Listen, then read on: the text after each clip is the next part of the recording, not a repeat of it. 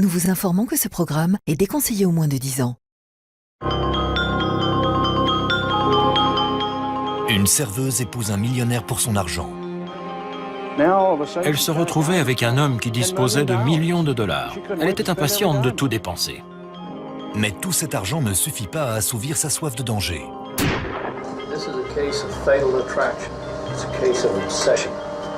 C'était la première fois que j'écrivais à propos d'une affaire de meurtre et que j'étais moi-même terrifiée par la meurtrière. Venue du Texas, une histoire perverse qui met en scène avidité, trahison et meurtre. C'est tout de suite dans Crime en haute société.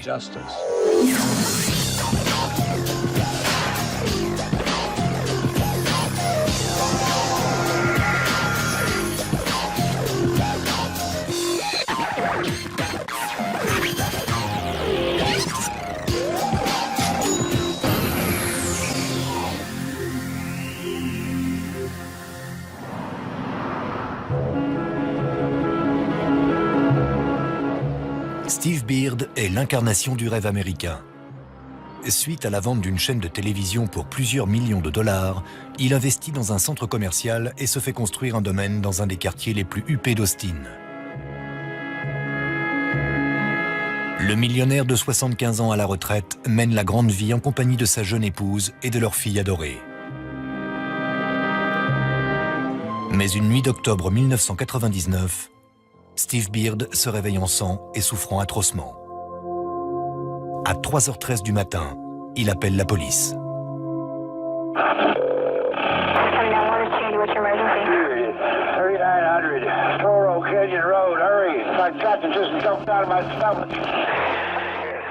L'épouse de Steve, Céleste, est endormie dans sa chambre.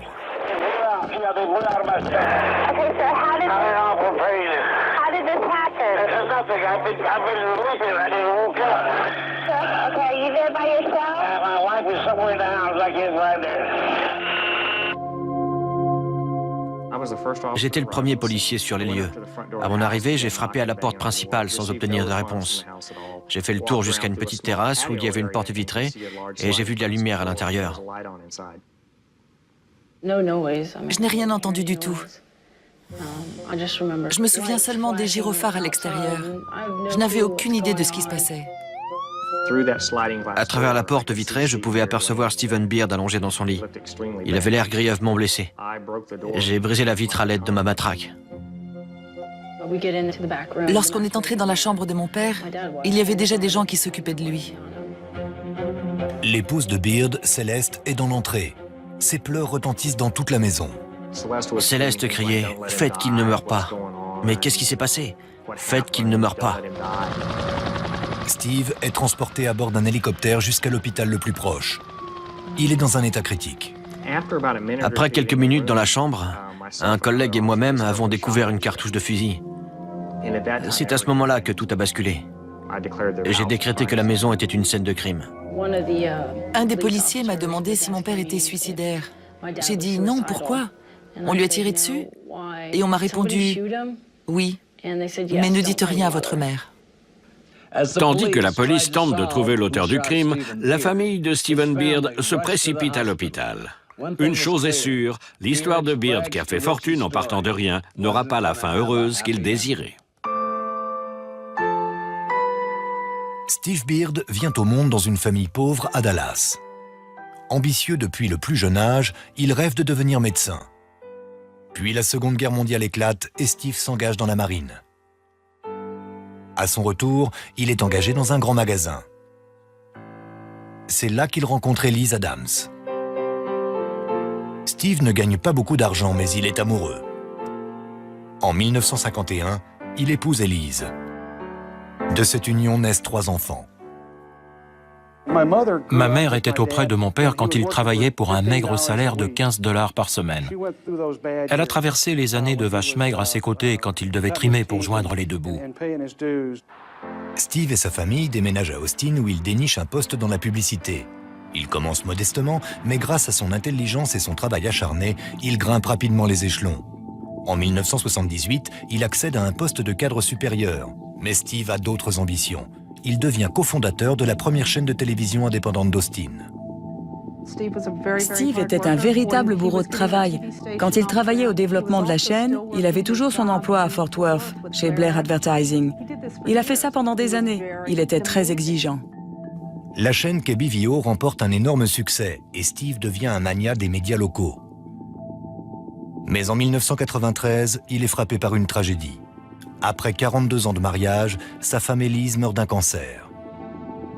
Steve décide alors de vendre la chaîne de télévision au prix de 54 millions de dollars.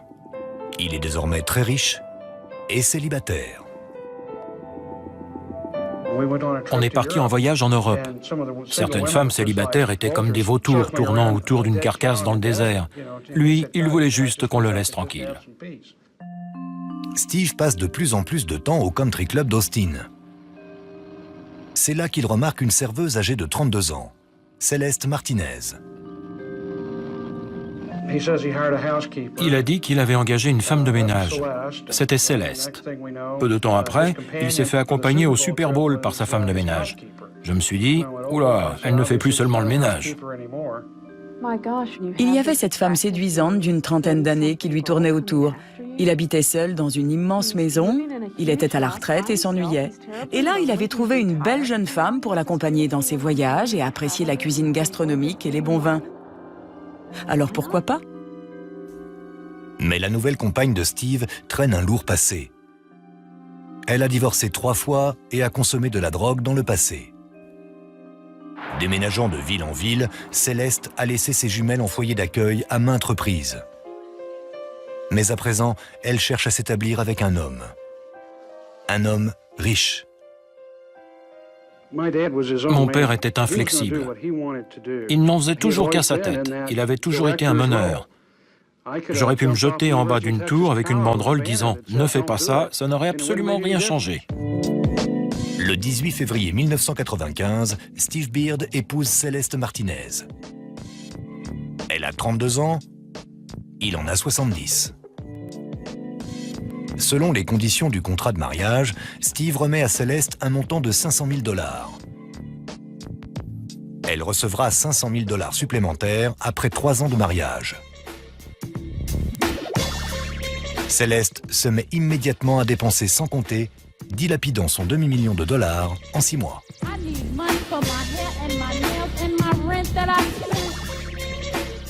Steve adopte également les jumelles de Céleste. Jennifer et Christina emménagent dans un nouveau quartier résidentiel et changent de lycée.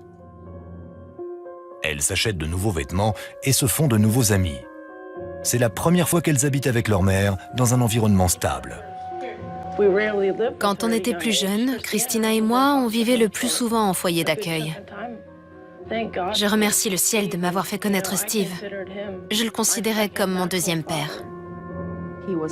Il était loyal, affectueux, il avait un grand sens de l'humour, un esprit très vif, il était très généreux. C'était l'hôte parfait. Céleste doit croire qu'elle a déniché le gros lot. Une magnifique maison, le country club, plus d'argent de poche que nécessaire. Pour certaines femmes, ça aurait suffi, mais pas pour Céleste. Elle va bientôt faire payer à Steve sa générosité. Steve Beard, millionnaire à la retraite, a épousé une serveuse du country club qu'il fréquente. Mais au bout de 3 ans de mariage, le côté moins sage de Céleste refait surface. Elle mène une vie secrète où elle fait la fête avec plusieurs autres hommes, dont un de ses anciens maris, Jimmy Martinez. Ils organisent ensemble une fête pour le 18e anniversaire de ses jumelles. Steve n'est même pas convié. Elle savait organiser les fêtes, comme le 18e anniversaire de ses filles, par exemple. Ça lui a coûté près de 10 000 $. Il y avait des stripteaseurs, l'alcool était gratuit. Elle était déchaînée. Elle adorait faire la fête et elle était imprévisible. On n'avait jamais rencontré une adulte aussi extravertie. Elle nous parlait de Steve en disant qu'il était vieux et n'arrivait pas à la satisfaire sexuellement, contrairement à Jimmy qui excellait dans ce domaine. Céleste est quelqu'un de peu recommandable. Tout ce qu'elle fait est déplacé. La façon dont elle nous a élevés, Jennifer et moi, c'était n'importe quoi. Les surnoms qu'elle donnait à Steve étaient abominables. Papa gâteau, gros lard. C'est ce qu'il était à ses yeux.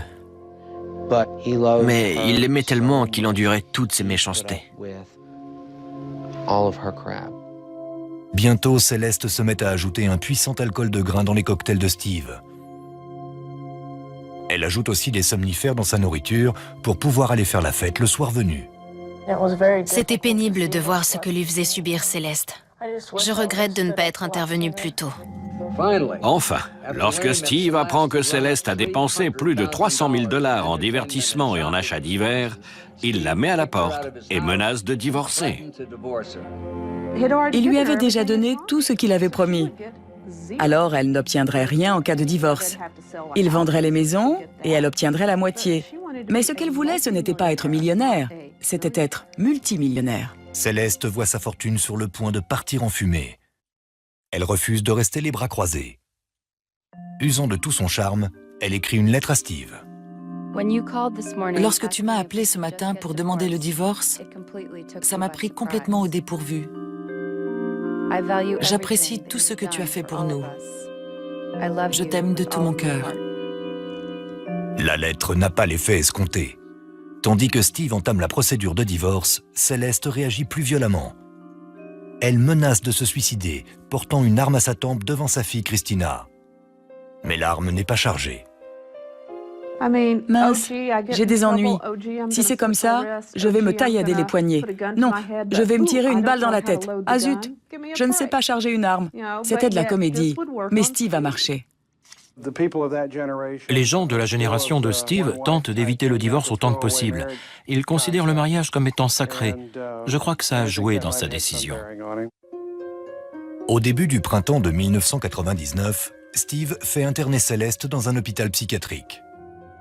À 1 200 $ la journée, Timberlawn est un établissement de luxe que seuls les plus nantis peuvent payer. Quelques jours plus tard, Céleste rencontre une femme qui va changer sa vie à jamais, Tracy Tarleton. Tracy Tarleton souffrait de troubles bipolaires et était régulièrement internée au service psychiatrique. Sa mère avait gravement abusé d'elle. Elle avait grandi dans une famille texane à problème, ravagée par l'alcool, quoique florissante financièrement. Tracy a étudié à l'Université du Texas et géré une librairie à Austin. De prime abord, Tracy et Céleste semblent avoir peu de choses en commun, mais Céleste plaît tout de suite à Tracy. Tracy cherchait désespérément l'amour depuis l'âge de 10 ans. Elle a cru qu'elle avait enfin trouvé quelqu'un qui l'aimait. Les deux femmes perturbées se rapprochent de plus en plus. Après un mois à Timberlawn, elle rentre chez elle, mais reste en contact. Céleste retourne à la résidence de Steve à Toro Canyon. Au début, Steve accueille Tracy comme l'amie de sa femme. Mais les jumelles ainsi que leurs amis comprennent tout de suite que Tracy et Céleste entretiennent une liaison. On savait qu'elles étaient plus qu'amies. Mais il ne faut pas oublier que Céleste avait des aventures avec beaucoup de gens. Toutes les 2 ou 3 semaines, elle débarquait avec quelqu'un d'autre. C'était évident quand elles étaient ensemble. On voyait à leur façon de se toucher et de se sourire que ce n'était pas une relation platonique. Les deux femmes passent toute leur journée ensemble. L'obsession que Tracy nourrit envers Céleste semble croître de jour en jour. On percevait des changements dans l'attitude de Tracy envers Céleste. Dans sa façon de se vêtir, de porter des chemisiers roses, de se faire des manucures, de se faire teindre les cheveux. Avant ça, Tracy avait toujours été un garçon manqué, toujours. L'ambiance à Toro Canyon devient délétère.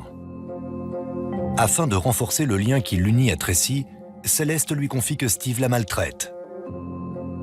Pendant ce temps, Steve se fait de plus en plus de soucis au sujet de cette relation et tente de dissuader Céleste. Mais celle-ci l'ignore. Lorsque les jumelles terminent le lycée, Céleste invite Tracy à la cérémonie.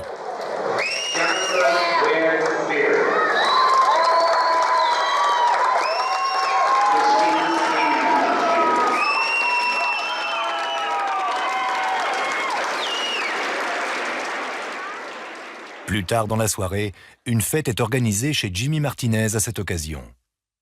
Là encore, Steve n'est pas invité. Tracy est ivre.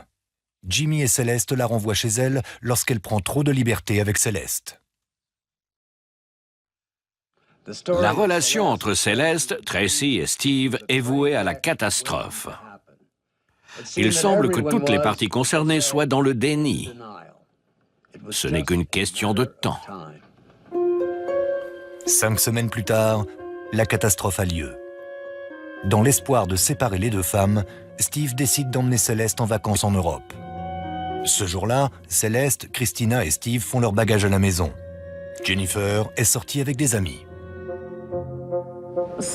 Céleste semblait particulièrement étrange ce soir-là. Elle n'arrêtait pas de nous téléphoner. Chris, Jennifer et moi, on en a discuté. On a bien senti que quelque chose n'allait pas. Qu'il allait se produire quelque chose, mais on ne savait pas quoi. À 3 heures du matin, quelqu'un fait intrusion dans le jardin du 3900 Toro Canyon Road. Il contourne la piscine et se dirige vers la maison. L'intrus traverse la terrasse, ouvre la porte vitrée et pénètre dans la chambre de Steve. Puis il pointe son arme sur Steve et tire.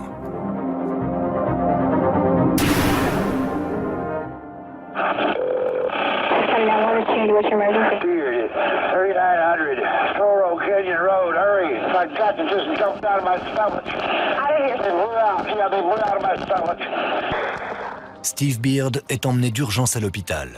Christina reste à la maison afin d'annoncer la nouvelle à sa sœur. Ça a été un appel pénible. Je me rappelle que Jennifer s'est tout de suite mise à pleurer. On paniquait. On ne comprenait pas parce que on ne savait que des bribes de l'histoire. Pendant 20 minutes, tout ce qu'on m'a dit, c'est que Steve avait été emmené à l'hôpital et qu'il y avait beaucoup de sang. L'intrus a disparu depuis longtemps. Mais celui qui a tenté de tuer Steve Beard a commis une grave erreur. Comme la police le découvrira bientôt, une preuve essentielle a été laissée sur les lieux. Au lieu de jouir des fruits de son dur labeur et de profiter de sa retraite bien méritée, Steve Beard, le magnat de la télévision texane, est hospitalisé. On lui a tiré dans l'estomac avec un fusil. À l'hôpital, les enquêteurs posent des questions et vérifient si Céleste et ses filles ont de la poudre à canon sur les mains. Les policiers nous ont demandé si on connaissait qui que ce soit qui en voudrait à Steve. Comme un associé ou quelqu'un qui ne l'aimait pas. On savait bien que oui. J'ai donc mentionné Tracy Tarleton. Je crois qu'elle était obsédée par Céleste. C'était évident qu'elle voulait que Steve disparaisse. Lors des conversations qu'on a eues avec les personnes présentes à l'hôpital, le nom de Tracy Tarleton est revenu à plusieurs reprises. Mais personne ne voulait que Mme Beard apprenne ce qu'il m'avait confié. Tandis que les proches de Steve participent à son rétablissement, les enquêteurs se tournent vers la maîtresse de Céleste, Tracy Tarleton. Ils se rendent chez elle pour l'interroger. On a demandé à Mademoiselle Tarleton si elle possédait un fusil. Elle a dit oui, et je lui ai demandé s'il était possible de le voir. Elle a réfléchi quelques instants, puis elle a accepté. Elle nous a remis un fusil Franchi de calibre 20. Son nom était gravé dessus. Je l'ai interrogée pendant environ 1 heure. Elle a affirmé entretenir une liaison lesbienne avec Céleste. La police analyse le fusil de Tracy et établit que la cartouche trouvée sur les lieux du crime lui correspond bien. 6 jours plus tard, Tracy Tarleton est arrêtée pour tentative d'assassinat sur Steve Beard. À Austin, l'affaire fait la une des journaux. On pourrait croire que Céleste est désemparée. La police arrête son ami pour avoir tenté d'assassiner son mari. Celui-ci est à l'hôpital avec un trou béant dans le ventre. Alors que fait-elle? Du shopping.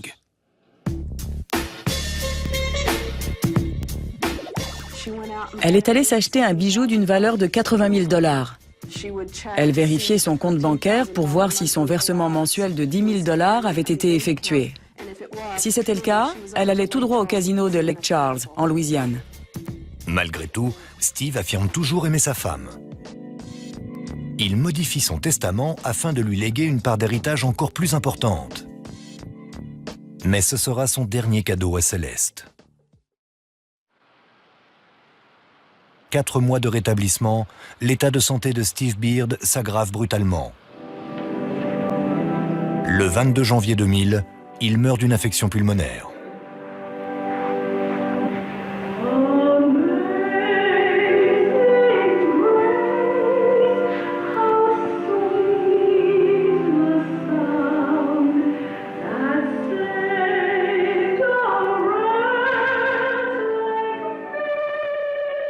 À sa mort, Steve vaut plus de 10 millions de dollars. Céleste est en passe d'obtenir des avoirs et des biens immobiliers s'élevant à 6,5 millions de dollars. Les 5 enfants de Steve doivent se diviser le reste. Steve Beard est inhumé à côté de sa première femme. Mais ce qui trouble encore plus Céleste, c'est que la banque gèle son héritage.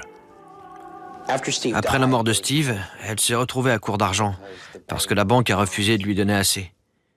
Elle lui a remis des sommes énormes, comme 20, 30, 40 000 dollars, mais ce n'était pas suffisant. Ayant besoin d'argent, Céleste trouve la solution en faisant travailler ses filles. Elle avait d'énormes quantités de vêtements qu'elle n'avait jamais portés. Elle n'avait même pas pris la peine d'enlever les étiquettes. Des vêtements relativement récents. Elle nous a ordonné à Jennifer et moi de remplir une voiture de tous ces vêtements et de les rapporter afin de se faire rembourser. Les boutiques ont refusé de lui remettre de l'argent comptant, mais elles lui ont accordé un crédit de 25 000 dollars. C'était incroyable. C'était la chose la plus ridicule que j'avais jamais vue. On n'a pas fait ça que dans une seule boutique. On est allé dans 4 ou 5 magasins connus. J'avais vraiment honte, mais Céleste nous avait ordonné de le faire. Alors, on a obéi. Si elle avait sincèrement aimé Christina, elle ne lui aurait pas demandé de faire des choses pareilles. Elle ne la traitait pas comme sa fille, ou même comme une personne normale. Elle s'en servait comme d'une assistante.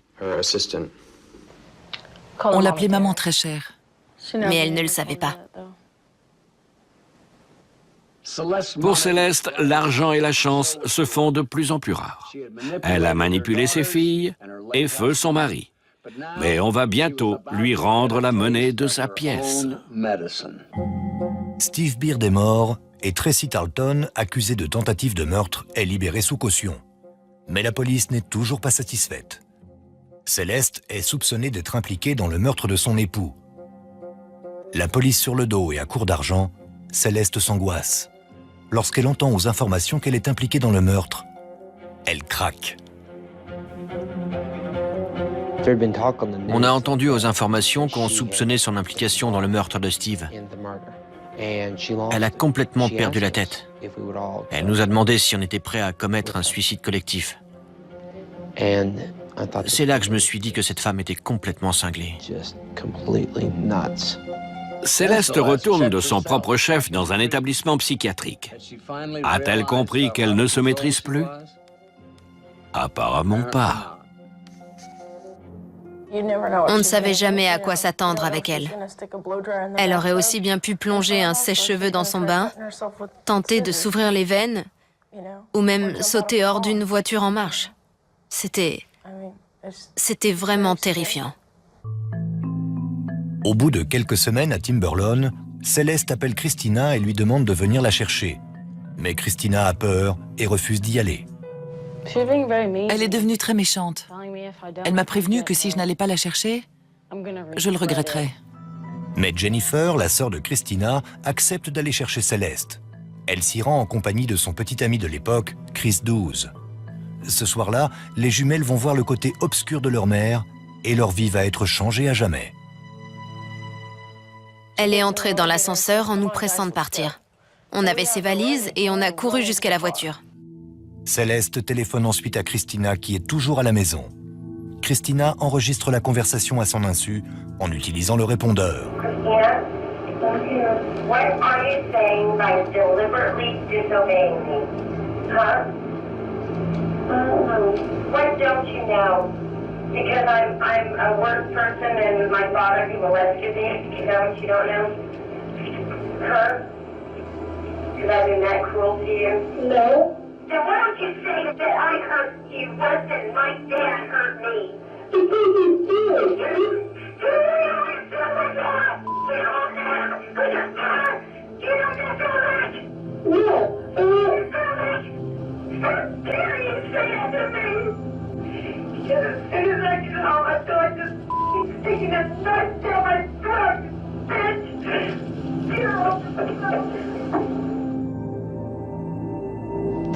Lorsqu'elle a raccroché, elle était livide. Puis elle a dit qu'elle avait envie de tuer Christina. Jennifer et moi, on a échangé un regard. On savait qu'il était temps de faire nos valises. On savait qu'on ne retournerait jamais plus à la maison. Après ce trajet en voiture, on savait qu'il n'existait aucune serrure au monde capable de nous protéger d'elle. Suite aux tirades et aux menaces proférées par Céleste, Jennifer et ses amis sont convaincus qu'elle est responsable de la mort de Steve. Mais Christina n'arrive toujours pas à y croire. C'est celle que sa mère réussissait toujours à manipuler. Celle qui aimait sa mère. C'était difficile pour elle. Elle ne savait plus quoi penser. Je savais que je ne pourrais pas tenir tête à Céleste pendant toute ma vie. J'essayais de trouver la force nécessaire pour me détacher d'elle. Je me demandais qui serait Christina sans Céleste. Pouvez-vous imaginer à quel point c'est dévastateur d'avoir une mère qui, au lieu de vous aimer, prendre soin de vous, vous caresser, vous réconforter et assister à votre mariage, passe son temps à menacer des gens? Il y a eu toute une série d'événements plus effrayants les uns que les autres.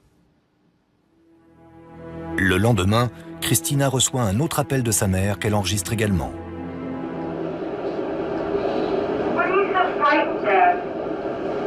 You think you know me, but you don't. When you came home, I was going to say, I hired somebody.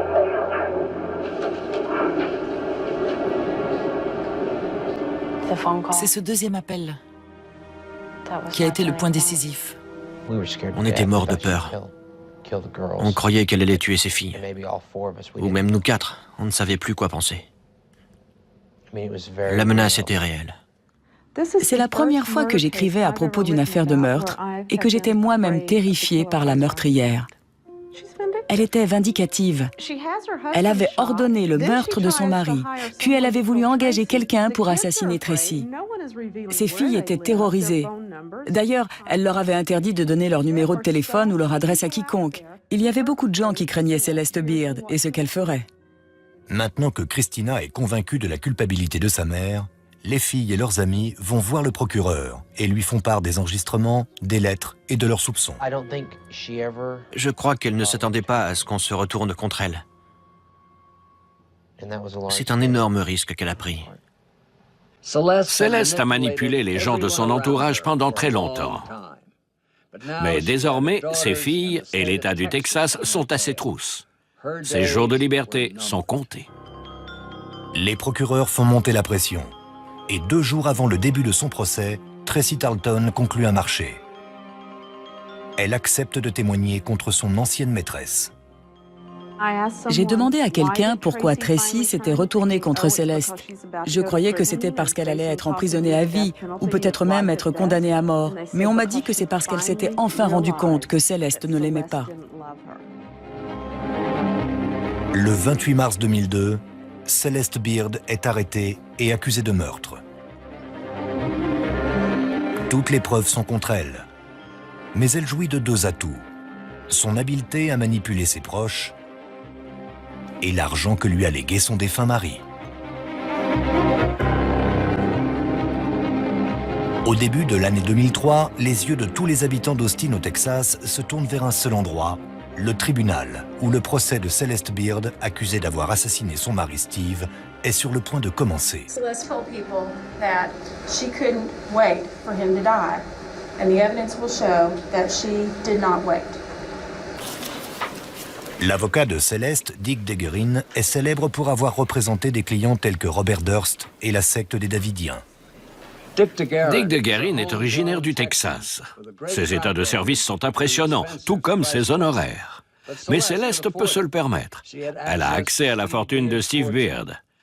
Elle dépense l'argent de Steve en frais d'avocat pour se défendre d'avoir ordonné sa mort. This is a case of fatal attraction. L'accusation affirme que Céleste a manipulé sa maîtresse, Tracy Tarleton, pour qu'elle tue son mari. Mais selon De Guerin, Tracy aurait tenté de tuer Steve pour des raisons personnelles. Tracy Tarleton entered Stephen Beard's bedroom with a 20-gauge shotgun loaded with birdshot. Financés par la fortune de Steve, les avocats de Céleste dépensent 500 000 $ pour sa défense. Ils vont jusqu'à appeler 45 experts pour témoigner dans tous les domaines, des finances à la santé mentale. Appeared to be a bipolar disorder that was sometimes of psychotic proportions. Mais ce qui frappe le plus, c'est l'arrivée de Céleste. À son entrée dans la salle d'audience, tout le monde a le souffle coupé. Elle est vêtue sobrement et a un plâtre à la jambe dont elle n'explique même pas la cause. Quand je l'ai aperçue, j'ai cru que c'était une des avocates.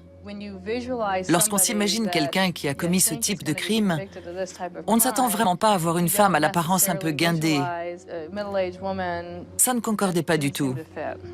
Elle est charmante. C'est comme ça qu'elle embobine tout le monde. Elle zézait légèrement, elle semble douce. Pendant le procès, elle est restée assise bien convenablement avec ses mains sous la table. Mais tandis que le procès suivait son cours, on a remarqué que son attitude n'était pas toujours la même. Son caractère changeait, comme ça. Même si Céleste n'est pas appelée à la barre, les procureurs passent un enregistrement de sa déposition afin de mettre en doute sa crédibilité. Did you ever have any romantic involvement with Tracy Tarleton? No, I did not. Did you have any kind of intimate physical relationship with Tracy Tarleton? No, I did not. What was the reason that you had a communication with Tracy Tarleton in May of 2000? Because I had lost my entire family in less than 6 months. Did you ask her if she shot Stephen Beard? No. Mais quand Tracy Tarleton est appelée à la barre, sa version des faits est considérablement différente. Did there ever develop any kind of relationship between y'all that was more than just a platonic friendship? Yes, it did. She followed me into my room one day and we ended up kissing. Did it ever progress to orgasm? Yes. Our relationship was... We felt like it was serious. I felt like, I loved her, and I believed that she loved me. She spent a lot of time letting me know that she did. Tracy surprend l'auditoire lorsqu'elle affirme que Céleste a tenté de tuer Steve à maintes reprises. He drank vodka, but she would pour out the vodka and pour in Everclear. She also would crush up sleeping pills and put them in his drinks. She said that, sooner or later, it's going to kill him. She had asked me to order a book for her called The Poisoner's Handbook because she wanted to cook up a batch of botulism and poison him with it. On ne s'est pas trop attardé sur le témoignage de Tracy. Quand elle a parlé de cette histoire de botulisme, ça a miné toute sa crédibilité. Je me suis dit que cette femme nous racontait des salades. Les procureurs vont ensuite au cœur de l'affaire.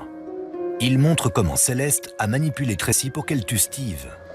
What did you say about her suggestion that she shoot Steve Beard? I said, I don't want to do this. She said, there's nothing left. I might as well just take it right now and shoot myself. And I said, fine, let's go. I'll do it.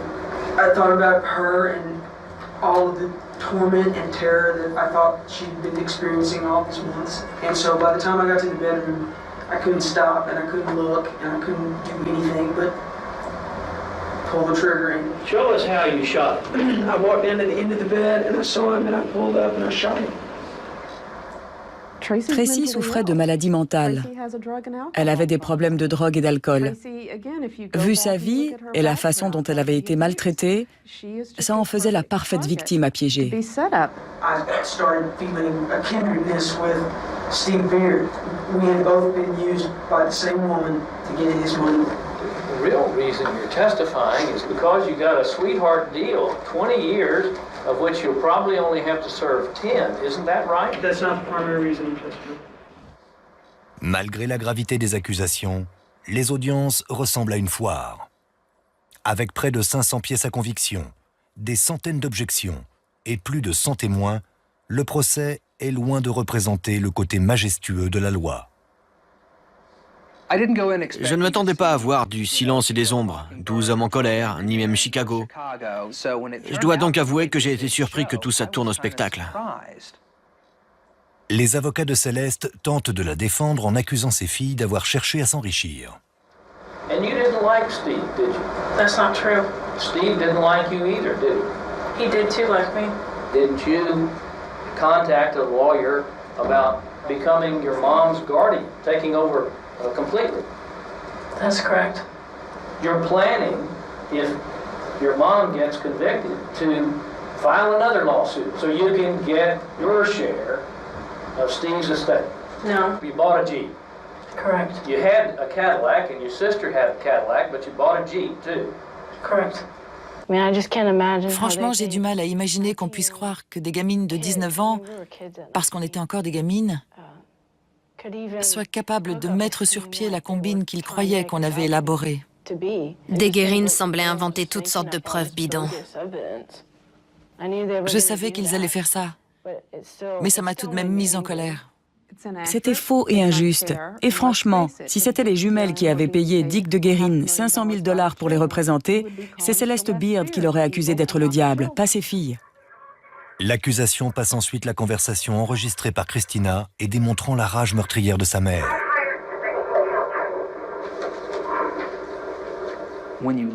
Quand on écoute ces enregistrements, c'est comme si on arrivait à voir son âme à nu, à l'état brut. Et je n'ai pas aimé ce que j'ai vu. J'aimerais ajouter que notre rôle n'était pas de juger pour savoir si c'était quelqu'un de bon ou de mauvais, mais seulement pour savoir si elle était coupable de meurtre. Je ne m'en ferai pas une amie personnelle, mais tout ça ne fait pas d'elle une meurtrière pour autant. Presque toutes les preuves sont indirectes. Les jumelles ont en effet tout à gagner financièrement si Céleste est déclarée coupable. Et Tracy est loin d'être le témoin idéal. Malheureusement pour les procureurs, l'affaire est loin d'être dans la poche. When you're rich, like Celeste Beard, you can buy a lot of things.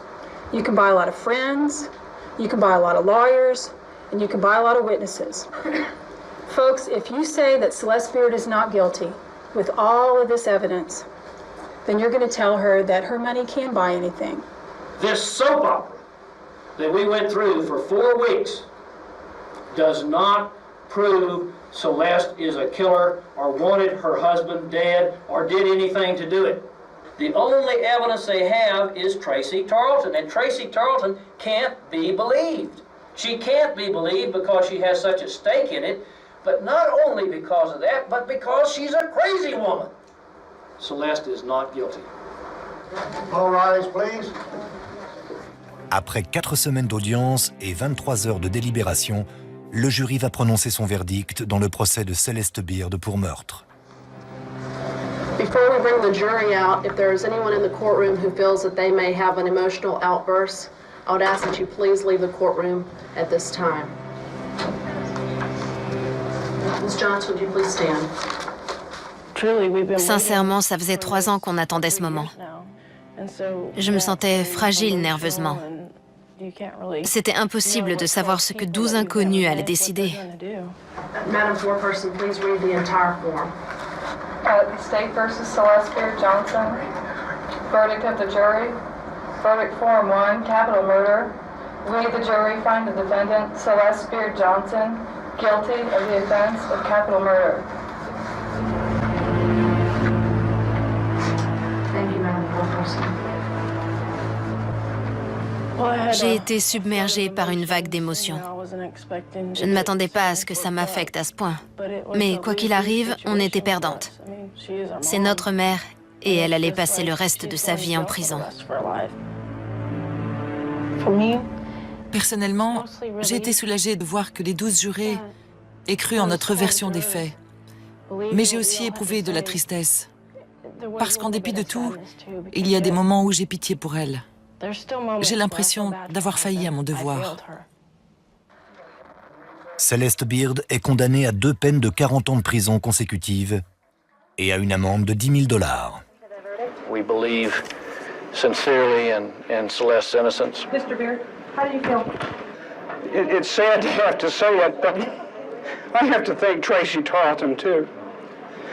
I mean, she shot my father, but without her, we wouldn't have gotten to here. Tout ce que Céleste faisait, c'était pour son propre intérêt. Pas l'intérêt de son cœur ou de son âme, mais un intérêt matériel, financier. Quelqu'un avait parlé un jour d'une personne qui n'avait pas d'âme, et ma mère avait répondu que tout le monde en avait une. Dans le cas de Céleste Beard, on doute presque qu'elle ait une âme. Les jumelles continuent d'affirmer qu'il n'était aucunement question d'argent, mais de justice et de clore un chapitre de leur vie marqué par la peur.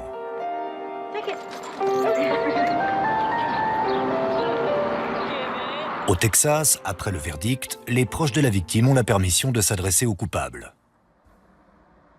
Christina approche de la barre et regarde sa mère dans les yeux. What did I ever do to you except love you? And this is how you treated us, like trash. You say we turned on you? Well, you turned on us. You turned on the whole Beard family. He let you into his home, loved you, honored, obeyed you. And you violated him and murdered him. You are guilty. Shame on you.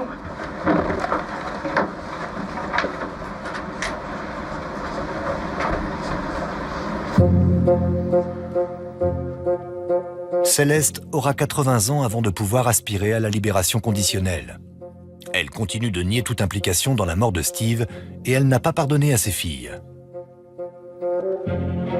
Elle fait alors une dernière tentative désespérée pour obtenir l'argent de Steve. Elle envoie au dépositaire de sa succession une lettre demandant que son allocation mensuelle de 12 000 $ soit rétablie et que 500 000 $ soient mis à sa disposition pour son appel. Sa demande est refusée. Elle était fichue et elle le savait. Et même si Steve s'était rétabli, elle savait qu'elle pouvait faire une croix sur sa poule aux œufs d'or, parce qu'elle n'était plus tout jeune.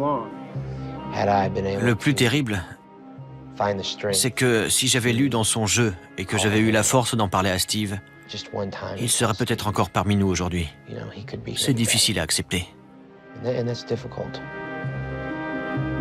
Je crois que c'est une histoire qui reflète à la perfection Austin, le Texas et les États-Unis des années 90. Le narcissisme, la gratification immédiate. C'est ce qui est arrivé à Céleste. Elle a trouvé son capital risque, elle a laissé passer sa chance et s'est retrouvée sur la paille. Le pouvoir de persuasion de Céleste et sa défense onéreuse n'ont pas su lui rendre sa liberté. Mais pour les jumelles, la famille de Steve Beard et tous ceux qui ont souffert par sa faute, justice a enfin été rendue. C'était Dominique Dunn. Merci de nous avoir suivis.